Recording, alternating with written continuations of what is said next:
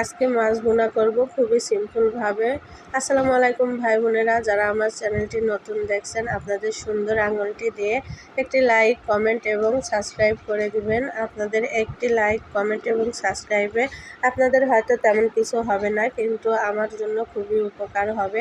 এই যে ভাই বোনেরা, কথা বলতে বলতে কড়াইয়ে তেল পেঁয়াজ দিয়ে দিয়েছি, দিয়ে একটু ভাজি করে নিয়ে কাঁচামরিচ বাটা, হলুদ গুঁড়ো, মরিচ গুঁড়ো, স্বাদ মতো লবণ, জিরা গুঁড়ো সব কিছু দিয়ে মশলাটা কষিয়ে নিয়েছি।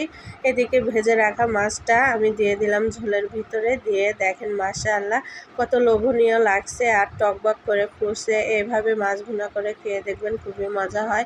এক একজন এক একভাবে রান্না করে, আমার রান্নার ধরন হয়তো একটু আলাদা, আপনাদের রান্না হয়তো একটু আলাদা। এভাবে করে খেয়ে দেখবেন। আর শেষের দিকে দিয়ে দিলাম জিরা গুঁড়ো।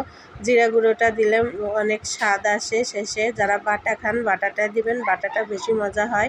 আমার কাছে গুঁড়ো ছিল, গুঁড়ো দিয়ে দিয়েছি। এই যে দেখেন।